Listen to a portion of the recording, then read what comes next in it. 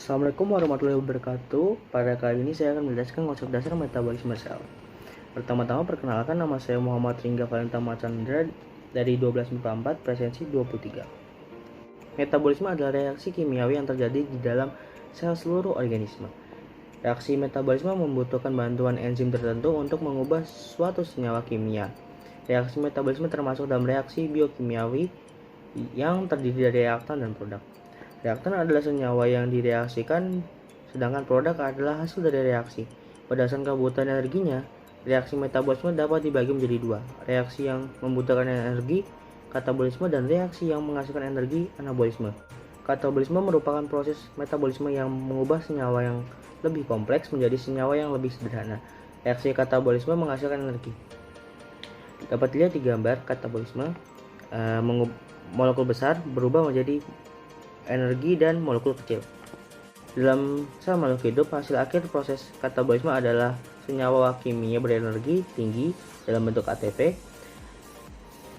Tetapi tidak semua reaksi katabolisme berakhir sebagai ATP. Ada juga reaksi metabolisme yang memiliki hasil akhir berupa panas atau gerakan, seperti pada flagella bakteri.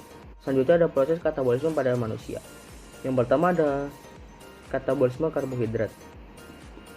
Katabolisme karbohidrat merupakan proses dalam makhluk hidup untuk merombak karbohidrat menjadi energi. Karbohidrat ini diubah menjadi glukosa agar mudah diserap oleh tubuh. Glukosa tersebut akan disimpan dalam bentuk glikogen di dalam hati. Katabolisme protein. Katabolisme protein dalam tubuh manusia meliputi beberapa reaksi, yaitu reaksi diamisi, karboksilasi, dan transmisiasi. Katabolisme protein berkaitan dengan siklus urea, biosintesis asam amino, dan metabolisme karbohidrat serta lemak. Nantinya asam amino akan diubah menjadi asetil-CoA dan bergabung dengan metabolisme karbohidrat di siklus Krebs. Yang ketiga ada katabolisme lemak. Katabolisme lemak merupakan cara yang dilakukan oleh tubuh untuk mendapatkan energi dengan cara memecah lemak. Lemak yang masuk ke dalam tubuh tidak serta-merta dapat digunakan sebagai sumber energi, melainkan harus melalui proses katabolisme terlebih dahulu hingga akhirnya terbentuk energi. Nantinya lemak akan diubah menjadi asetil-CoA dan bergabung dengan metabolisme karbohidrat di siklus Krebs.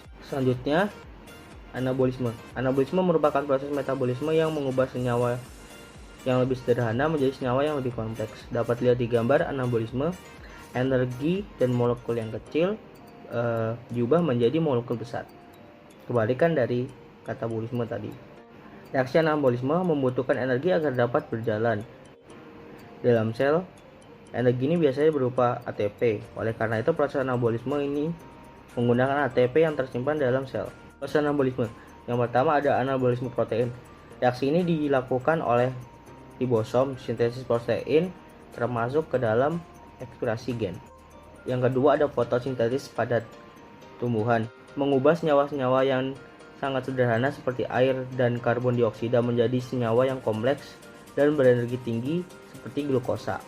Fotosintesis dilakukan oleh sel-sel yang memiliki klorofil seperti cyanobacteria, sel alga, dan tentu saja tumbuhan. Organisme yang melakukan fotosintesis disebut fotoautotrof. Yang ketiga ada kemosintesis. Kemosintesis merupakan pembentukan senyawa kompleks berenergi tinggi dari senyawa-senyawa yang lebih sederhana seperti karbon dioksida dan metana, menggunakan bantuan oksidasi senyawa inorganik alih-alih sinar matahari. Biasanya proses kemosintesis ini dilakukan oleh bakteri dan Archaebacteria. Organisme yang melakukan fotosintesis disebut sebagai kemoautotrof. Yang terakhir ada faktor yang mempengaruhi metabolisme pada manusia. Yang pertama ada hormon. Hormon dapat mempengaruhi kecepatan metabolisme tubuh. Terdapat beberapa kondisi yang akan menghambat proses metabolisme tubuh, misalnya seperti pada penderita tiroid. Kondisi hormon tiroksin yang rendah akan menurunkan metabolisme tubuh. Demikian halnya dengan kondisi stres. Hormon kortisol akan menghambat proses metabolisme. Yang kedua ada usia. Faktor usia tertentu sangat mempengaruhi terhadap proses metabolisme. Seiring bertambahnya usia menjadi usia lanjut, tubuh akan kehilangan otot sehingga massa tubuh akan semakin bertambah. Pada umumnya, manusia lanjut akan mengalami penurunan metabolisme sebab kalori yang dibutuhkan tubuh semakin sedikit jumlahnya. Yang ketiga, ada asupan makanan.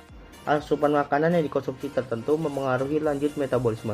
Nutrisi-nutrisi yang terkandung dalam makanan akan meningkatkan metabolisme tubuh, sehingga jika kamu mengonsumsi makanan yang mengandung gizi tinggi, metabolisme tubuh akan lebih cepat. Yang keempat, ada konsumsi obat-obatan.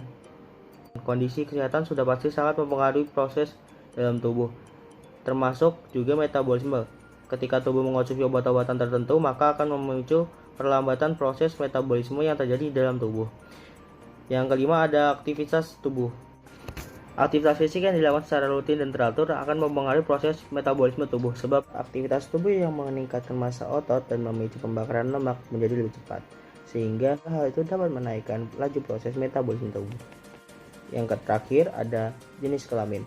Perbedaan jenis kelamin antara pria dan wanita juga termasuk faktor yang mempengaruhi proses metabolisme.